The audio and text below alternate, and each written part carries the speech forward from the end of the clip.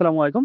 প্রিয় কৃষি উদ্যোক্তাবৃন্দ, আজকে আমাদের কৃষিবিদ টিম গিয়েছিলেন হচ্ছে আমাদের এক কৃষকের বাসায়, যার বাসা নীলফামারী জেলার জলঢাকা উপজেলার ঘুঘুমারী নামক গ্রামে।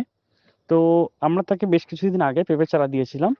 তো কৃষক ভাই আমাদের দাওয়াত দিয়েছিল মেইনলি যে আমরা যেন তার ক্ষেতে দেখি যে তার পেঁপে চারার কি অবস্থা। তো তারই প্রেক্ষিতে আমাদের কৃষিবিদ টিমের পক্ষ থেকে আমরা ২ জনকে পাঠাই তা দেখার জন্য। তো আমরা দেখতে পাচ্ছি ভিডিওর মধ্যে যে আসলে একদম যেটা একদম পুরা প্রত্যন্ত অঞ্চল।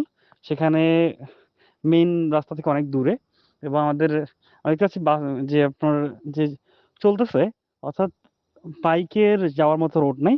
তো তারা বাইক সাইডে রেখে তারপর নদী পার হতে হবে। তারা পা উঠায় জুতা হাতের মধ্যে নিয়ে কি একটা অবস্থা তারা যাচ্ছে। তো আমরা চাই যে কৃষকদের, যেহেতু কৃষকরা কিন্তু এই জায়গাগুলোতেই তারা আসলে বড় হয়, এই জায়গাগুলোতেই কাজ করে এবং তারা আমাদের দেশের ইকোনমিক্যালি ডেভেলপমেন্ট এর কতটা পরিশ্রম করে আপনারা দেখেন। আমরা হয়তো অনেকে শহরে বাস করি, সেখানে কাদা নাই। কিন্তু আমাদের কৃষকের কিন্তু বেড়ে ওঠাটাই এই কাদার মধ্যেই, মাটির মধ্যে, জমির মধ্যে এবং তাদের সর্বোচ্চ শ্রম দিয়ে তারা এই কাজটা করে থাকে এবং তারই ফলে আমরা কিন্তু জিডিপিতে এত কৃষির যে অবদানটা, এবং আমরা কিন্তু খাদ্যে প্রায় স্বয়ংসম্পূর্ণ এবং বিশ্বের টপ ক্লাস জায়গার মধ্যে আমরা অবস্থান করতেছি। সেটা ধান, পাট, আলু, সবজি, মাছ সবকিছুতেই। এগুলো সবই কিন্তু কৃষকের অবদান। তা আমরা চাই যে এমএস এগ্রিকালচার সর্বদাই কৃষক এবং কৃষির সাথে থেকে আমরা পরস্পর উন্নয়নের দিকে আগাবো এবং কৃষকরা যদি ভালো লাভবান হয়, আমরা জানি আমরাও লাভবান হতে পারবো। তো আমার ইয়ে ধন্যবাদ দেখি সবাইকে। দেখলেন আমি না, যে ভালো হয়েছে অনেক। অনেক ভালো হয়েছে। আমি তো এটা 5 বছর থেকে আমার উদ্যোগ, কিন্তু পারি না বহু চেষ্টা করছি। একটা জায়গায় নতুন শুরু করছে।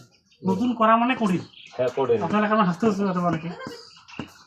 প্রথমে কথা এটা পাগলামি বলে হয়তো আর বুঝবেন না যে এটা কি জিনিস। আমরা তো বললাম, তা আমি যদি কথা বললাম আপনার সঙ্গে যে এইটাতে আপনার মনে করেন পেঁপে গাছের মেইন যে ওখানে কোনো খরচ হচ্ছে কোনো আপনার না গাড়ি দিচ্ছেন, যার চারা খরচ, আর তোমার খরচ নাই। না এখন ওই আলু তো দিচ্ছে, আলু সারটা পাইছে মানে আবার ঘরে দূর দিয়ে সার দিয়েছি, তারপর একটু মাটি দিয়েছি, মাটি দিলে যে গোড়া লাগবে না, মাটি থাকা থাকে। আবারও মাটি দেবো। তাহলে আপনি যেহেতু আসলেন না, এখন আমি জিঙ্ক দিছি, বোরন দিছি, ম্যাগনেসিয়াম দিছি, আপনার বাংলাতে স্প্রে দিছি। এগুলো একটু গ্যাপ দিয়ে দিবেন, মনে করেন একবার সব না দিয়ে মনে করেন 10 দিন পর পর গ্যাপ দিয়ে দিবেন। মানে একটু করে মনে করেন আপনি মোট 1 কেজি সার দিয়ে মনে করেন, এটা 1 কেজি সারকে ভাগ করেন 3 ভাগ করে 300 গ্রাম করে আসছে। আচ্ছা 300 গ্রাম করে দিবেন, মানে ইউরিয়া এখন দেই নেই।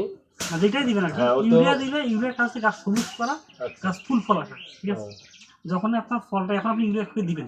হ্যাঁ ওটা তো ইয়াতে দেখিলাম প্রতি গাছে একটু 1 ফিট দূর দিয়ে কত গ্রাম প্রয়োজন একটা হালকা করে ইউরিয়া দিতে হবে। দেওয়ার আগে ওইটা শিকড়টা ছড়াই যায়, মানে একটা গাছের এটা গাছটা এরকম গাছের গোল করে দিলে এই সাইডে শিকড় দেওয়া, এই সাইডে শিকড় আছে, যখন আপনি গোল করে রাউন্ড করে টানা করতে দেন, এটা দেওয়া লাগে। এটা বড় গাছেও দেওয়া লাগে, যেমন আম গাছ দিলেন,